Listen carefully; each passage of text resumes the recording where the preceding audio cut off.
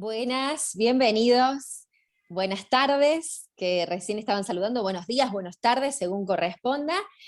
Bienvenidos a la nueva instancia de Workshop. Tenemos el gusto de presentar, ya está con nosotros, Oscar Dalmau, gerente de, hola, buenos días, dicen por ahí, gerente de Unión Consorcio Formación, y José Luis Alonso, profesor de la Universidad de Mondragón, que van a estar moderando sobre learnability y desarrollo de hábitos de aprendizaje en los equipos.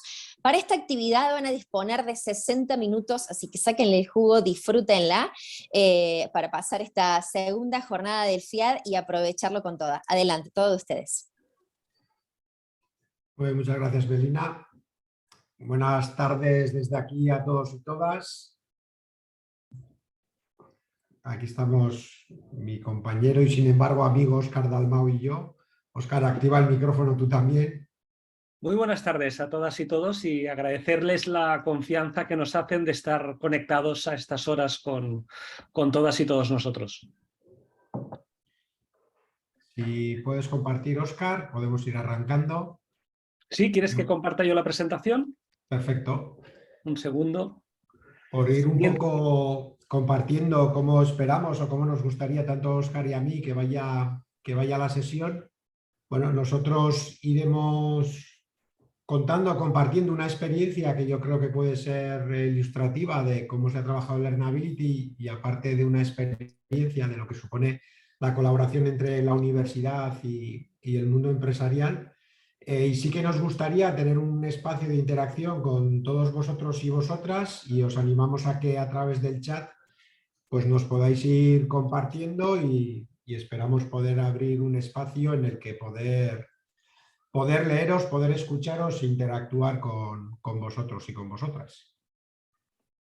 Fantástico, pues agradeceros la participación ya de entrada y intentar que este espacio pues, sea dinámico y sea participativo. Intentaremos con José Luis ir lanzando algunas preguntas que os pediremos que en algún momento pues eso, nos compartáis reflexiones, ideas, experiencias a partir de las mismas. Y nada, José Luis, tú mismo. Vale, pues nada, yo creo que ya nos hemos presentado. Somos Oscar Dalmau, José Luis Alonso, no somos los Pecos, pero yo sí creo que somos un grupo bien avenido, una pareja que llevamos cierto tiempo trabajando estas cuestiones relacionadas con el aprendizaje, que luego Oscar más adelante os adelantará. Yo muy brevemente, ¿qué es la Universidad de Mondragón? Muy brevemente, bueno, somos una universidad que forma parte del mayor grupo cooperativo industrial del mundo, con 81.000 personas, con una facturación de 12.000 millones de euros, donde están conformadas pues 261 cooperativas, ¿no? Donde tocamos diferentes ámbitos y luego en concreto en el ámbito de lo que es la propia universidad y quizás compartir algunas particularidades. Óscar, dale si puedes una más. Algunas particularidades de lo que pueda ser nuestra universidad, pues una que, como he dicho antes, formamos parte de un grupo empresarial o un grupo corporativo y cooperativo, donde trabajamos con más profesionales que alumnado joven y donde aproximadamente el 20% de nuestros ingresos viene a través del trabajo con organizaciones y acompañando a empresas pues, en diferentes proyectos de investigación, de desarrollo, de transferencia. Bueno, he hecho un poco este panorama general. ¿Por qué hablamos de learnability o por qué entendemos que tiene sentido hablar de este concepto de learnability, de aprender a aprender? Pues yo creo que algunas evidencias o algunos signos de lo que estamos viendo, ¿no? Por un lado, que estamos en un mundo de constante cambio. Yo creo que el acrónimo VUCA que tantas veces hemos escuchado, al que Óscar y a mí nos gusta añadir esa H de hiperconectado, pues nos da también una señal del mundo en el que estamos, del mundo en el que vivimos, y nos encontramos con otra cuestión, es que cada vez las personas vamos a vivir más tiempo, por lo tanto, lo previsible es que cada vez vayamos a trabajar o pasemos más tiempo en nuestro puesto de trabajo, con lo cual aquel conocimiento que adquirimos al principio de nuestra vida, digamos, educativa, pues tiene que ir renovándose continuamente. Todo esto lo amplifica una vez más la tan manida digitalización y a mí me gusta hacer esta visión de la empleabilidad y la competitividad. entendida como la empleabilidad, como la capacidad que tenemos que tener las personas de estar continuamente o ser continuamente empleables, independientemente de que contemos con un empleo o no, sino que tenemos que estar continuamente preparados para hacer frente pues, a este panorama que hemos dicho, y que eso redunda a su vez en la competitividad de las organizaciones y que no puede haber empresas competitivas sin personas empleables. Y cuando hablamos de aprendizaje, a mí me gusta recordar en este mundo, decíamos, digital y de algoritmos, cuáles son las tres, para mí, o por lo menos las tres variables que componen el concepto de aprendizaje, ¿no? Uno es la motivación. Aprender es un acto voluntario, solo se aprende cuando se quiere. Yo creo que es interesante diferenciarlo de formación. Una formación puede ser obligatoria, nos pueden mandar a una formación, sin embargo el aprendizaje siempre va a ser un acto voluntario y siempre requiere de voluntariedad para que se pueda dar el aprendizaje. La segunda variable de este algoritmo es sin duda el tiempo y bueno, pues normalmente es una de las variables que más problemas solemos tener, tanto a nivel en las organizaciones como a nivel personal, esa falta de tiempo, pero es indudable que para aprender hace falta tiempo. No se aprende de un momento a otro, sino que requiere la dedicación a lo que sería el siguiente concepto, que es el de la práctica deliberada. Si bien pensamos muy a menudo que se aprende haciendo, realmente lo que está empezando a demostrar la neurociencia es que aprendemos mucho más sobre lo que pensamos que sobre lo que hacemos. Y aquí a mí me gusta hacer también referencia a la diferencia que existe en tener 20 años de antigüedad o 20 años de experiencia. Nosotros podemos tener 20 años de antigüedad realizando la misma tarea y sin haber aprendido absolutamente nada. Sin embargo, durante 20 años de experiencia hemos ido acumulando pues expertise, conocimientos, hemos ido desarrollando habilidades. Entonces, este concepto de la motivación, el tiempo y la práctica deliberada, pues es, como decíamos antes, pues este concepto de lifelong learning a lo largo de el aprendizaje a lo largo de toda la vida, ¿no? Dale, Óscar. Pero antes, para poder hablar de esto, me apetecía también otra cuestión, que es compartir cuál es para mí lo que significa aprender. Bueno, aquí podéis encontraros con diferentes acepciones, desde la más académica de la RAE. Me quiero detener quizás en la que dice Barbara Oakley, uno de los grandes referentes en el aprendizaje, y de hecho tiene el MOOC más visitado del mundo, el Learning How to Learn, donde habla que es generar conexiones cognitivas y emocionales, donde hablamos de formar nodos y nuevos patrones. Y yo creo que esto es especialmente relevante cuando hablamos a una organización, es decir, cómo somos capaces de generar conexiones entre los diferentes espacios de la organización, de los diferentes departamentos, para que rompamos los silos, para que generemos aprendizaje organizacional a partir de generar multidisciplinariedad. Y quizás la definición de lo que para mí es el aprendizaje es este concepto de Juan Ignacio Pozo, que dice que es un cambio de comportamiento perdurable en el tiempo. Esto quiere decir que no podemos hablar que hay un aprendizaje si no cambiamos la forma de hacer. Hay corrientes que pueden decir que simplemente la forma de pensar puede suponer un aprendizaje, pero yo creo que si esa forma de pensamiento no nos lleva a un cambio de comportamiento, el aprendizaje no termina de completarse, ¿no? Entonces, si pensamos en eso, pensamos que el aprendizaje depende de la motivación, del tiempo, de la práctica deliberada y que depende de generar conexiones, ¿qué cosas o qué podemos poner en marcha en las organizaciones para fomentar el aprendizaje, para fomentar el learnability, por la capacidad de aprendizaje de las personas, de una organización, nosotros en primera persona, de nuestros equipos, del conjunto de la organización, ¿no? Desde un punto de vista de motivar o de generar motivación, yo creo que las más importantes quizás sería la de generar un propósito, el para qué se está aprendiendo, la de proponer retos. Los tres mayores factores motivantes para que una persona quiera aprender es la utilidad, el tener un reto y la curiosidad o el friquismo, como queramos llamarlo.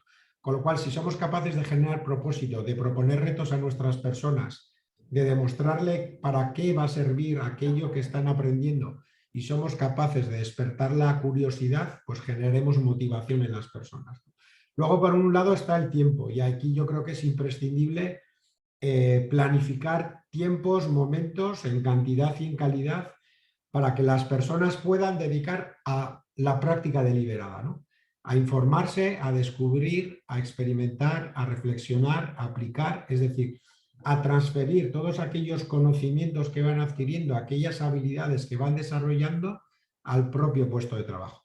Y por último, lo decíamos antes, generar conexiones, ¿no? Ser capaces de romper silos, de no trabajar en las organizaciones por departamentos y generar espacios, ¿no? Decíamos el tiempo, pero también espacios físicos, espacios virtuales, tiempo, espacios para compartir conocimientos, ¿no? Y esto yo creo que pasa sobre todo a través de un liderazgo mucho más facilitador que controlador. Un liderazgo que promueve mucho más que las cosas pasen, que no controlar qué es lo que está pasando cuando esas cuestiones pasan, ¿no? Vale. Y por último, si hablamos de cultura, es decir, antes hablábamos quizás de prácticas, ¿no? De comportamientos, de símbolos, de sistemas. Al final estos tres elementos son los que componen el concepto de cultura en una organización, ¿no? Los comportamientos, qué es lo que hacemos; los símbolos, a qué le damos importancia, qué premiamos, qué castigamos, qué eventos existen que tienen especial significancia dentro de una organización; y los sistemas, es cómo hacemos, cómo nos organizamos para fomentar algo. Entonces, estos tres elementos dentro de la cultura, yo lo que propondría ahora, Óscar, antes de darte paso, es que las personas puedan ir escribiendo en el chat o pensando, compartiendo con nosotros para al final establecer una especie de debate con ellos y con ellas de qué cosas se pueden hacer en las organizaciones, qué comportamientos podemos promover, qué símbolos, qué queremos premiar, qué comportamientos queremos premiar y cómo, qué sistemas y qué mecanismos podemos establecer para que exista esa cultura de aprendizaje donde las personas quieran realmente desarrollar su capacidad de aprender a aprender a lo largo de toda la vida, ¿no? Insisto, a través de ese liderazgo facilitador y no controlador.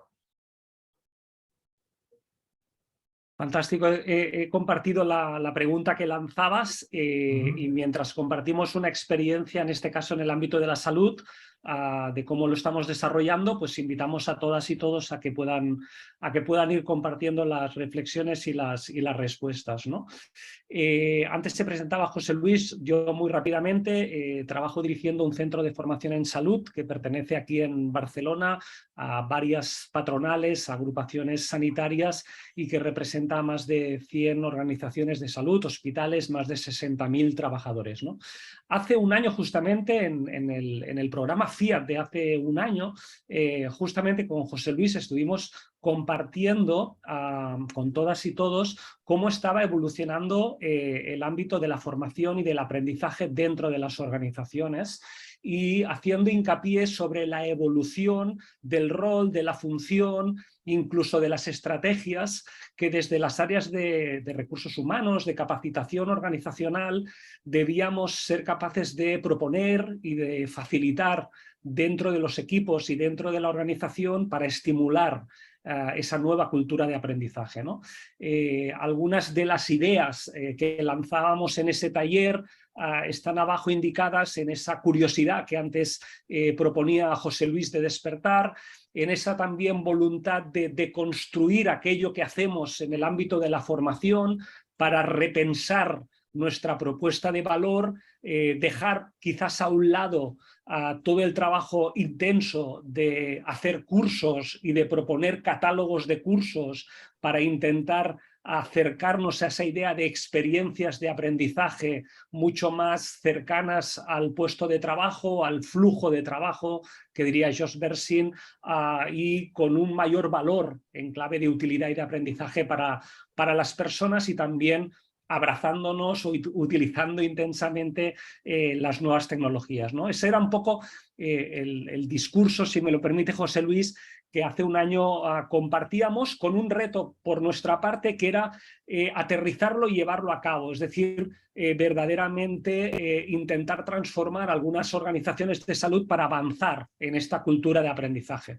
Por ello, empezamos a trabajar en dos frentes en primer lugar. En primer lugar, fortaleciendo y profesionalizando la función de formación y desarrollo, entendiendo que demasiado a menudo es una función, un rol muy centrado en elementos más de administración y de gestión y quizás menos cercano al ámbito del negocio y al ámbito de resolver y dar respuesta a retos, problemas y necesidades desde esta óptica de negocio. Por eso, conjuntamente con la propia universidad, pusimos en marcha un diploma experto sobre formación, aprendizaje, desarrollo e innovación en el área de capacitación de empresas y organizaciones. En este programa participaron cerca de 50-60 responsables de talento de hospitales aquí en Barcelona. Incluso una versión reducida del mismo hemos ido desarrollando para diferentes entornos, especialmente en el entorno de las administraciones públicas. Sobre todo para reforzar esta idea de que el responsable y el referente de formación tiene que entender que los cambios que están sucediendo en el aprendizaje en las organizaciones no tienen solo que ver con la transformación digital, sino el repensar y el rediseñar la propuesta de valor de nuestra actividad profesional.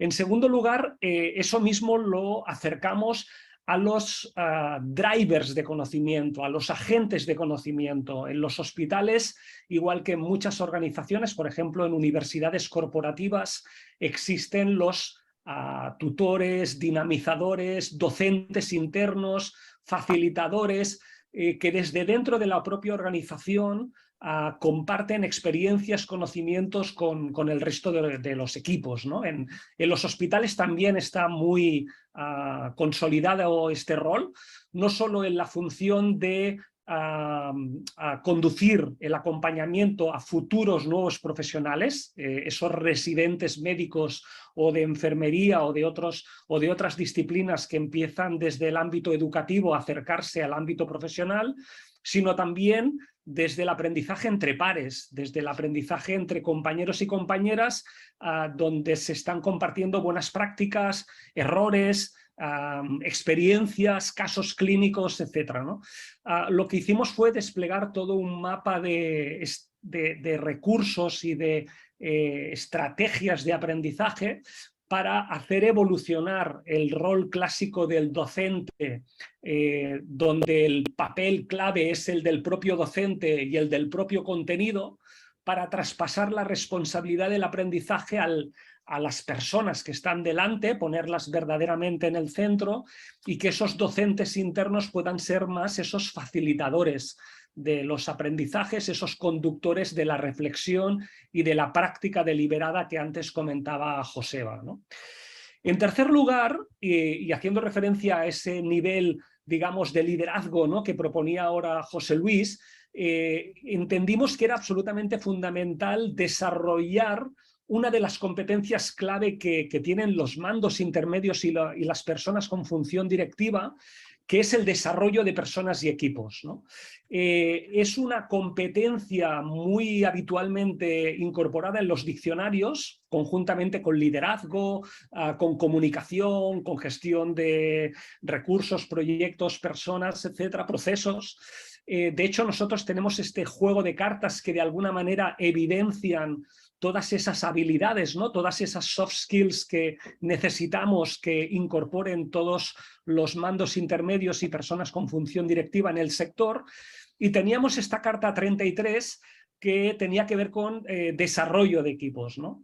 Y lo que hicimos fue diseñar una estrategia de aprendizaje para trabajar con estos mandos intermedios y directivos, interconectando estos 5 elementos, ¿no? Desde el cambio y la transformación que evidentemente que está sucediendo de manera muy intensa en salud, no solo por COVID, sino también por la transformación digital, por la transformación cultural, por empoderamiento de los pacientes, por nuevas tendencias en salud mucho más incluso personalizadas, ¿no? La medicina de precisión personalizada, etcétera.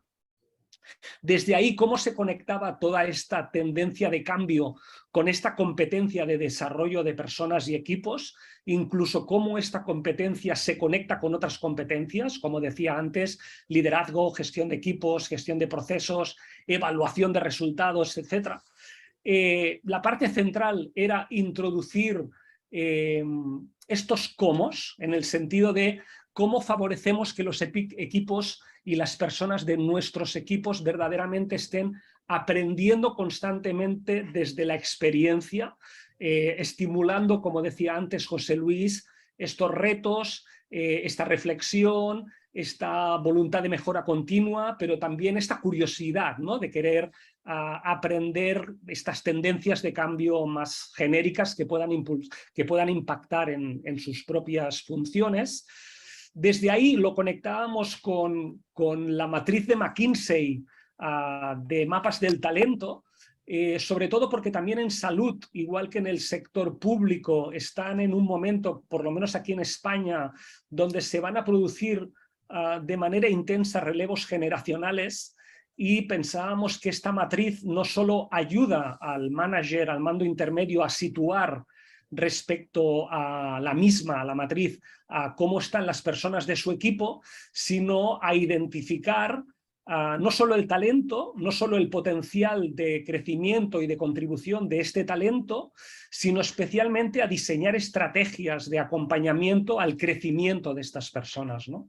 Y por último, lo que hacíamos era entrenar las conversaciones para el desarrollo. En el sector salud, seguramente igual que en muchas otras organizaciones, demasiado a menudo las entrevistas de evaluación son unas entrevistas que acaban tan solo poniendo una puntuación, una valoración que además, si me lo permiten, generalmente está caracterizada por un cierto buenismo en el coleguismo profesional, y sin embargo se desaprovecha ese espacio de tiempo y ese espacio físico para conversar con aquella persona, no de pacientes, no de procesos, no de indicadores, sino de ella y de él, ¿no? De cómo vemos su contribución, su potencial, su compromiso en relación al equipo, en relación al servicio, al área, a la empresa, a la organización, pero también al propósito, ¿no? Por tanto, lo que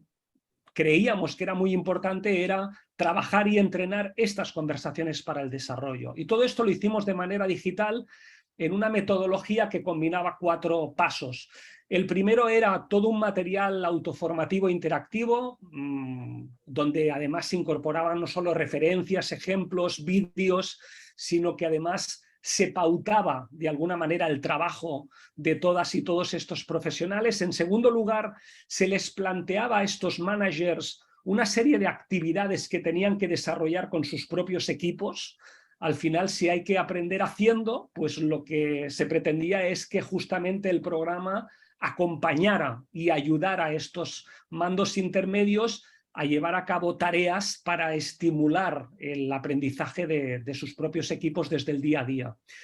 En tercer lugar, desarrollamos un simulador online para entrenar estas habilidades de conversación para el desarrollo. Es un simulador que lo que permite es ir de alguna manera como si fuera un árbol de decisiones, ir tomando decisiones de cómo conducir una conversación, y me voy encontrando con la consecuencia de esa conversación, ¿no? Incluso al final de la misma, lo que recibe el alumno y la alumna es un feedback, no solo respecto al protocolo o al procedimiento de cómo llevar a cabo una conversación para el desarrollo, sino respecto a estilos de comunicación, respecto a capacidad de asertividad, de empatía, de escucha activa, etc., ¿no? Por tanto, había un elemento importante de feedback en términos de competencias relacionales. Y por último, lo que estamos desarrollando, que creo que en pocas semanas estará finalizada, es un entorno digital que hemos llamado Landscape, para que el mando intermedio pueda pautar, pueda encontrar estrategias, herramientas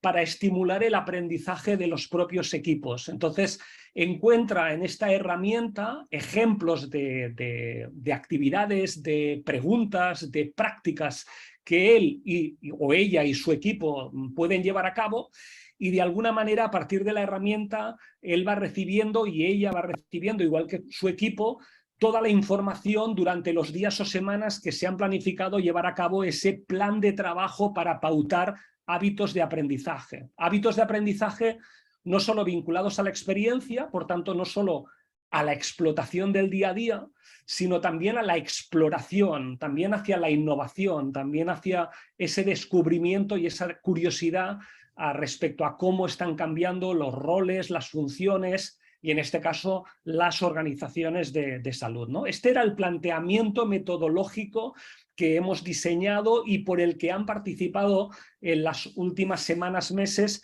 más de 150 mandos intermedios y directivos, y que a partir de después de vacaciones acá en agosto en España continuaremos extendiendo para el conjunto del sistema de salud en Barcelona y en Cataluña. Y además lo extenderemos hacia dos ámbitos más, ¿no?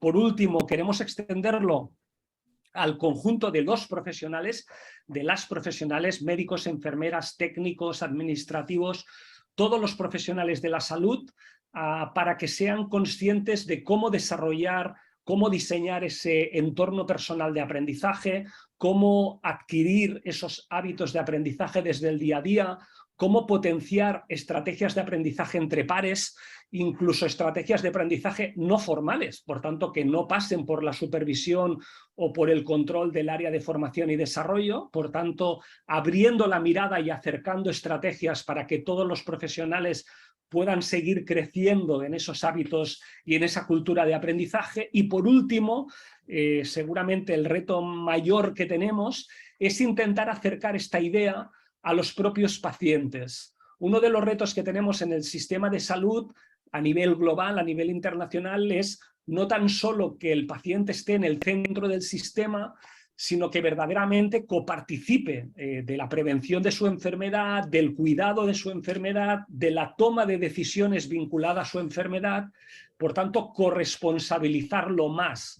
Y para ello es absolutamente imprescindible que aprenda, que tenga mayores conocimientos sobre la misma. Seguro que eso muy a menudo se hace de manera informal y lo que queremos es multiplicarlo, potenciarlo, justamente a través de estos hábitos de aprendizaje y también acercando experiencias. Aquí en Cataluña, en Barcelona, tenemos una experiencia muy significativa que se llama el paciente experto, donde este paciente es a la vez formador de otros pacientes, ¿no? Es una persona que de alguna manera desde la propia enfermedad, desde el conocimiento y gestión de esa enfermedad, educa, acompaña, asesora a otras personas que la padecen, la sufren o la pueden tener, ¿no? Desde esta estrategia lo que queríamos era desplegar, ¿no?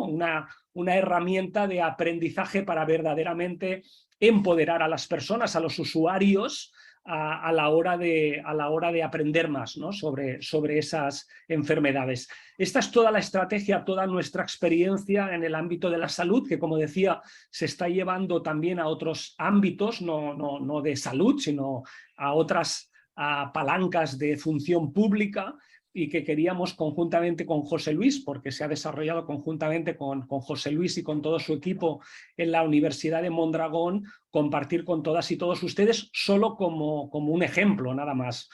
Por supuesto que aquellas y aquellos que quieran tener más información, tanto José Luis como yo mismo, les podemos enviar más información de toda experiencia desarrollada, que para mí, y para acabar, y te paso la palabra, José Luis, es solo el aterrizaje a una experiencia concreta de los PowerPoints, ¿no? Porque muchas veces la dificultad está en, bueno, está claro el para qué, el por qué y el qué, pero el cómo es lo más difícil, ¿no?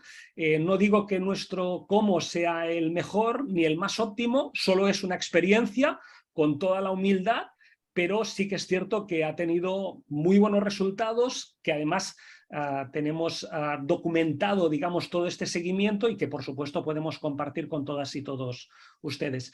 Y regreso a las tres preguntas, José Luis, que hacías. Sí, yo hay como varias personas, Ana Hernández, Valeria y Coloma, un saludo Coloma, hablaban de la cuestión del liderazgo, ¿no? Y hablaban de la importancia del ejemplo, o sea, predicar con el ejemplo, el líder o la persona líder como la primera aprendiza. Yo creo que el rol de líderes y entender los líderes no solo como la dirección, sino especialmente, yo pondría foco, y yo creo que esto es, Óscar, que tú y yo hemos hablado mucho, ¿no? El mando, el middle manager, ¿no? El mando intermedio, esa persona que realmente gestiona equipos, etcétera, etcétera. A mí me parece muy interesante, situándose ellos como ejemplos, efectivamente, ellas como ejemplos de personas que están preocupadas por su aprendizaje y lo demuestran. Y ese es un comportamiento. Otro comportamiento que también lo podemos unir a este concepto de los símbolos, ¿no? Que es preguntar a las personas, y lo proponía alguien más también, ¿no? ¿Qué estáis aprendiendo? ¿Qué estamos aprendiendo como el equipo? Y yo añadiría 2 preguntas más. ¿Qué necesitamos aprender? ¿Y dónde prevemos que van a estar las dificultades para aprenderlo? Yo creo que esa es una forma muy interesante de afrontar los retos, ¿no?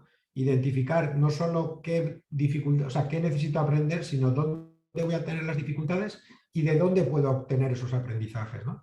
Si es de otras personas de la organización, de mi equipo, si ese conocimiento está fuera.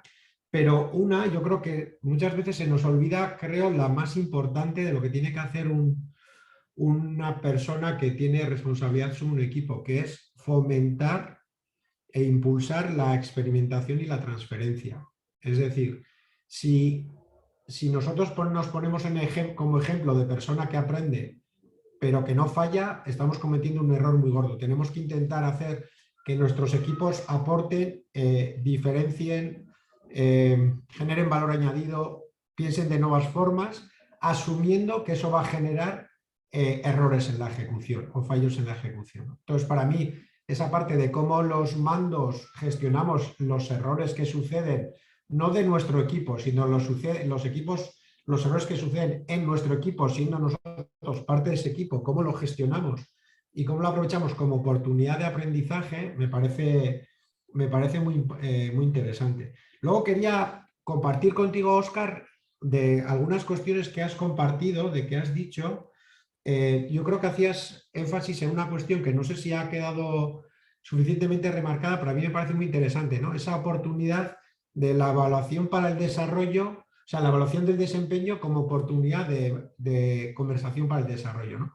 Yo que estoy últimamente con la cresta, como se puede observar por mi peinado, yo creo que me cargaría la evaluación de la evaluación del desempeño y tendría solo conversaciones para el desarrollo con mis equipos.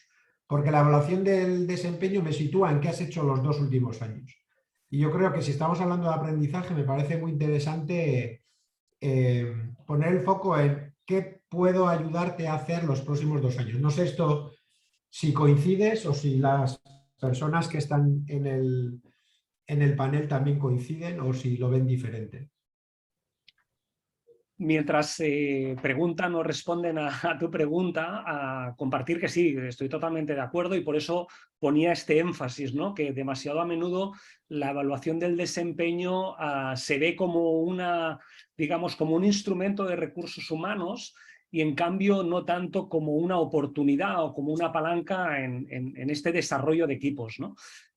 Por eso en el sector... En este caso, en el sector salud, yo creo que en el conjunto del sector público se está evolucionando incluso este concepto, ¿no? De no hablar tanto de entrevistas de evaluación del desempeño, sino hablar más de este concepto de conversaciones para el desarrollo. El hándicap es que estas conversaciones para el desarrollo demasiado a menudo se entrenan poco, por eso hacíamos énfasis en esa necesidad de entrenarlas, ¿no? Porque demasiado a menudo la gente, los mandos intermedios, y hablo en primera persona, no nos atrevemos a tener conversaciones con sobre todo aquellas personas con quien tenemos mayor dificultad de entendimiento, con quienes compartimos menos las maneras de hacer, incluso todavía más si encima esa persona es brillante a nivel técnico, ¿no? Es decir, que está cubriendo un gap que de otro modo a lo mejor no serías capaz de cubrir, ¿no? Y por tanto no te atreves a tener esa conversación, primero porque no te han preparado. Había una pregunta que aprovecho para lanzarte a ti también, José Luis. María Laua me enviaba una pregunta que era, en su opinión, cómo se construyen líderes, ¿no? En el sector público. Claro, en el sector salud muy a menudo el middle manager, la coordinadora de enfermería, la supervisora de enfermería, la directora de enfermería, el gestor clínico, es un buen médico que es promocionado, es una excelente enfermera que es promocionada, pero es promocionada generalmente desde esa experiencia y expertise técnica. Generalmente no tiene una profesionalización de la gestión, no hay una formación previa en todo este desarrollo de estas soft skills, y por ello es absolutamente imprescindible el poder acompañar a estas personas, no solo formarlas, ¿no?, sino poder acompañarlas en la consolidación de su rol profesional, ¿no?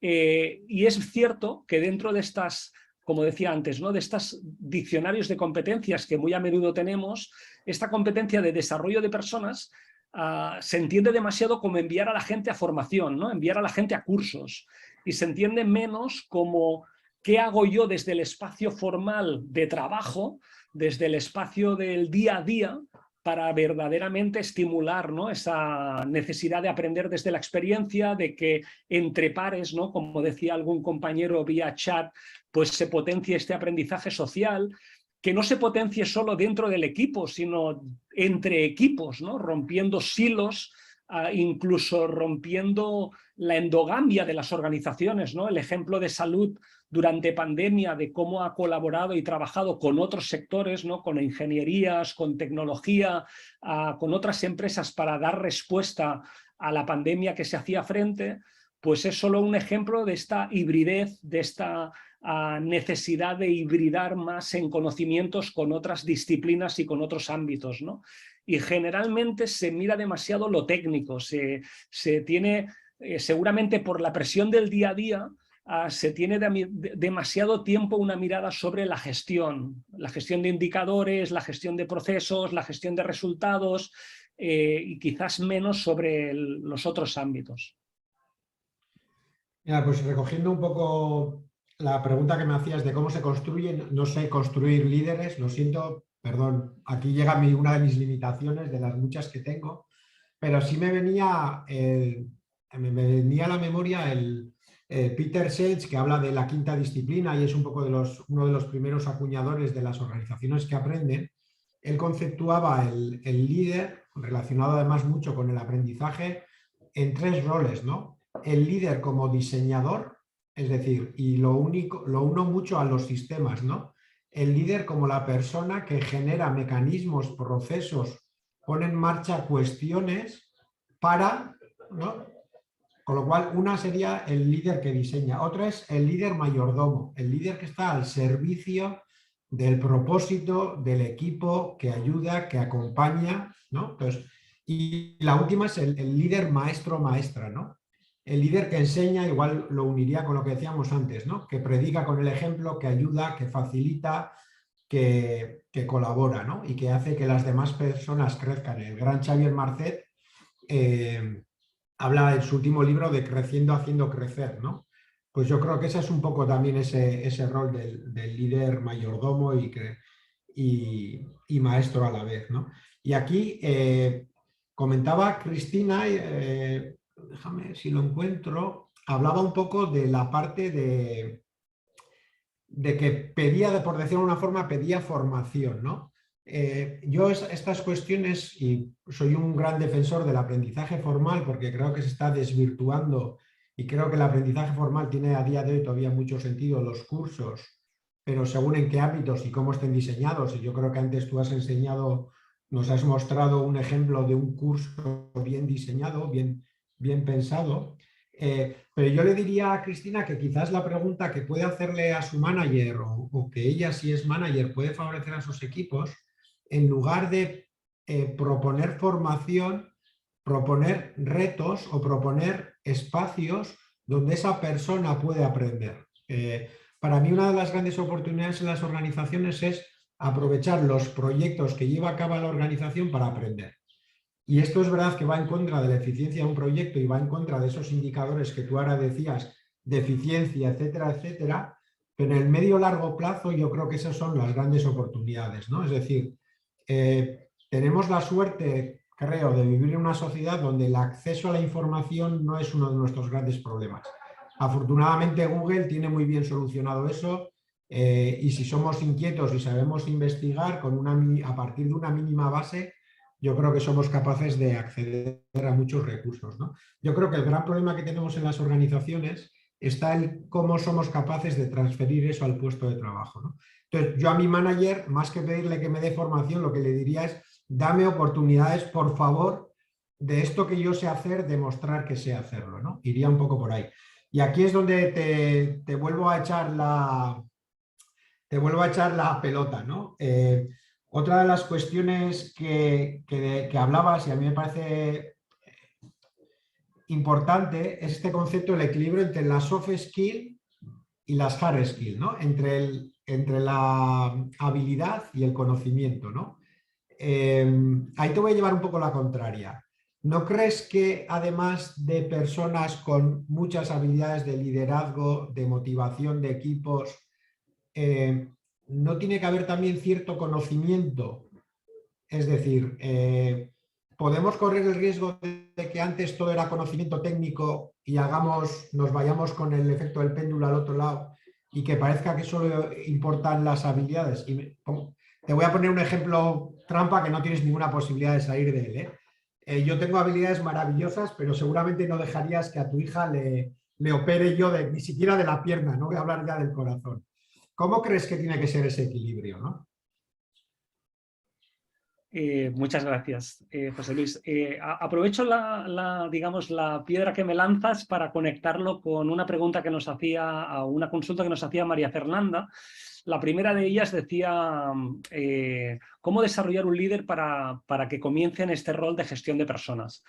Desde la experiencia de salud que tenemos, lo primero que nos hemos dado cuenta desde hace tiempo es que la mayoría de las personas, por lo menos en salud, que ocupan cargos de función directiva, no son conscientes de qué se espera de su rol como gestores, como líderes, como mandos. No son conscientes porque nadie antes se lo ha dicho. Generalmente identifican buenos mandos intermedios o directivos en el mismo hospital o en la misma organización o en otras, e intentan de alguna manera reflejarse o utilizarlo como espejo. Pero en ningún caso encuentran un encargo como directivo, ¿no? Por tanto, cuando lo primero que hacemos es eso, es decir, cuando lo primero que hacemos es preguntarles a ellas y a ellos, oye, ¿qué creéis que se espera de vosotros como mandos intermedios? Y cuando han respondido, lo que hacemos es incorporar a esa reunión, a esa formación, a la dirección general para que les diga qué espero de vosotras y de vosotros. Ya de entrada vemos gaps, o sea, ya de entrada se identifican gaps que no eran conscientes ni ellas ni ellos, que se esperaba de alguna manera a todos estos resultados. Que tiene que ver con lo que comentas, José Luis. Muchas veces son muy conscientes de que se espera de ellos todo lo que son gestión y resultados en términos de indicadores. Indicadores de negocio en salud serían indicadores de pacientes, indicadores de negocio en una empresa privada pues serían ventas, serían time to market, serían no devoluciones, etcétera.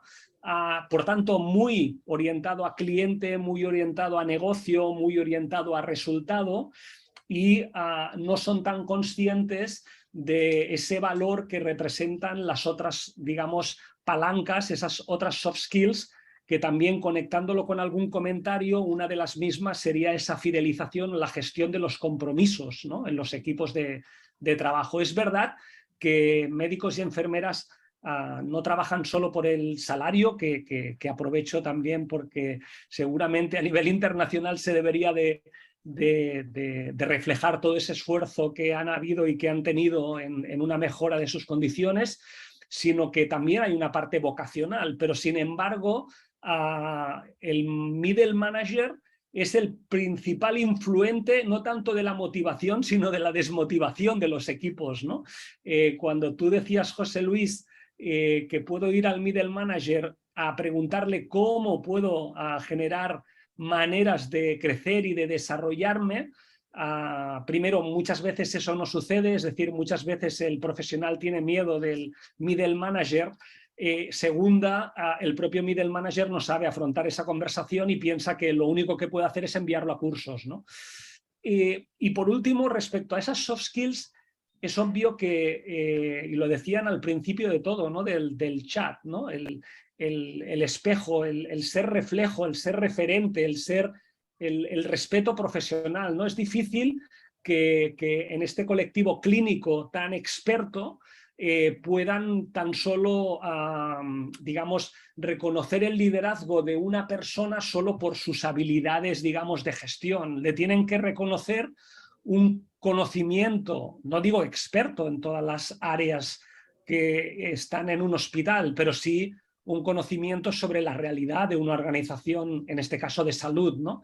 Por tanto, sin duda que el conocimiento más técnico, más hard, es clave también para ganar esa confianza y para ganar esa ejemplaridad con la que podríamos ganar el compromiso de nuestros equipos y de nuestros profesionales, ¿no? El problema es cuando desde esa ejemplaridad el mando intermedio se pone a trabajar como profesional y no como mando, ¿no?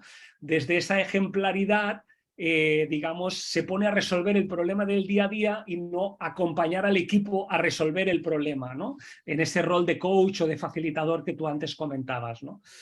Por tanto, y para cerrar y devolverte la pelota, respondiendo a la pregunta de María Fernanda, para nosotros la clave ha sido empezar a hacer conscientes a estas personas de qué se espera de ellas y ellos, cuál es verdaderamente su rol y esa gestión de personas de la que hablas, cómo se relaciona con el resto de la gestión.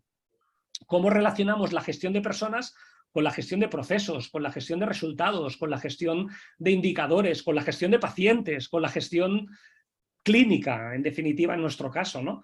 Por tanto, conectando la parte soft con la parte hard, ¿no? Para nosotros ha sido fundamental, a lo mejor por cultura organizativa o por colectivo al que formar, ha sido fundamental empezar desde esta idea. Genial. Ahí un poco me venían varias cosas y ligado también con una pregunta que se hacía sobre, déjame rescatarla, que hacía María Fernanda, cómo tener conversaciones difíciles, ¿no? Cuando yo identifico oportunidades en una persona. Yo creo que es difícil acercarse a la conversación cuando esa conversación para el desarrollo es casi, y volvemos a este concepto de los símbolos, ¿no? Algo que pasa cada 2 años, que te cito a mi despacho y lo que te digo es que estés tranquila, que vas a hablar con tu jefe, pero tú estate tranquila, que no pasa nada, que te he traído a mi despacho, pero tranquila que no pasa nada, y te llevo a una conversación en la que te pregunto dónde crees que puedes mejorar y qué crees que puedes aprender, ¿no?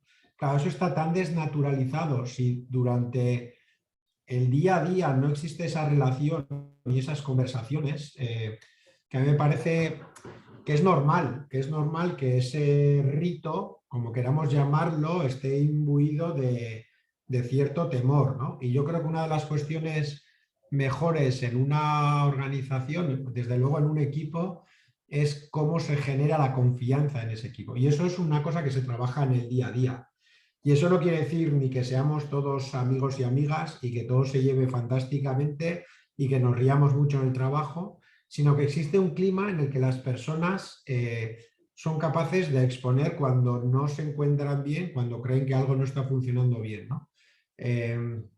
A mí hay una frase de Arzuaga. Arzuaga es el director del yacimiento de Atapuerca, que lo que dice que si hay algo que ha ayudado al Homo sapiens desde hace 200.000 años en su desarrollo, han sido 3 cuestiones principalmente. Una es que el ser humano es egoísta, es decir, que piensa en sí mismo y se tiene que cuidar a sí mismo. Otra es que el ser humano es nespótico también, es decir, se preocupa mucho por su equipo, por su gente, por los suyos, ¿no? Pero que a su vez es altruista y está dispuesto a ayudar a los demás, ¿no? Entonces, si dentro de un equipo somos capaces de generar esos 3, es decir, las personas que se preocupan por sí mismas, pero que se preocupan por el equipo y que ayudan a las otras personas, y el líder como como engrasador, como persona que lo que hace es que eso fluya y que las cosas pasen y que no se atasquen y que está pendiente de fomentar eso, yo creo que esa es una de las grandes cuestiones. Lo que me parece muy difícil hacerlo es desde el ritual de cada 2 años me toca hacerte la evaluación y además con un punto de buenismo, porque si no lo hago muy bien, pues el variable te perjudica y no quiero perjudicarte.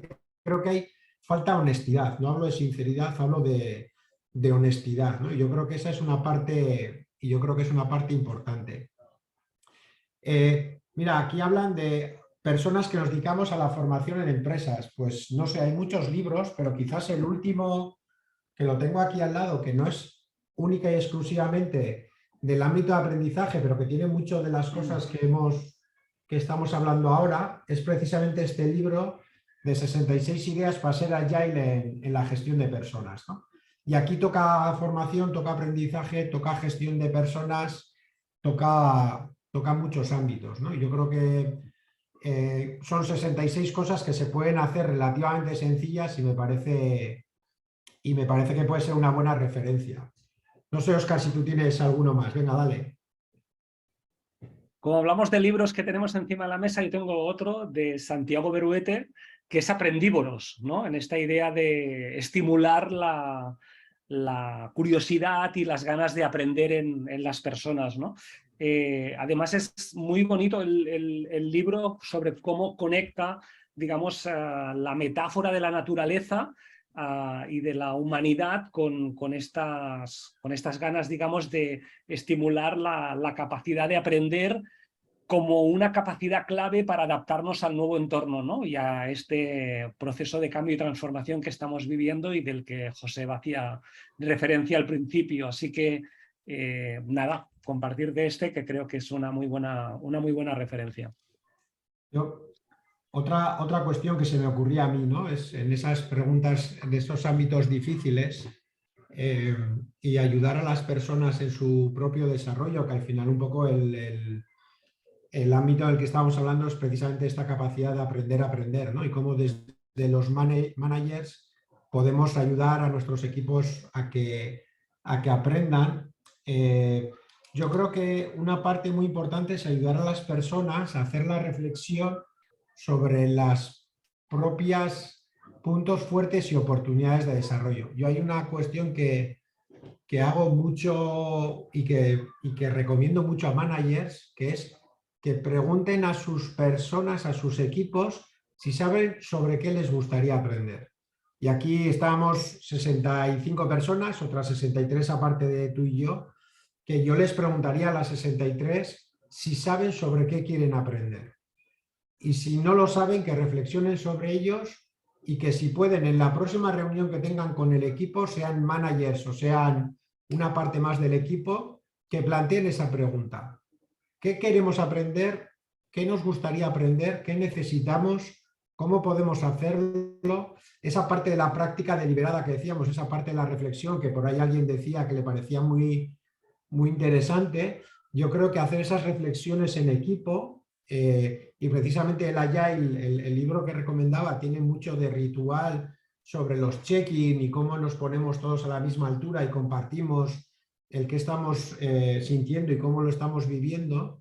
A mí hacer una parte que sea precisamente hacia la reflexión de qué estamos aprendiendo, qué nos gustaría aprender, qué dificultades estamos teniendo, me parece muy, muy, muy relevante. Y hacerlo en equipo, hacerlo individual, pero compartirlo también con nuestros equipos, ¿no?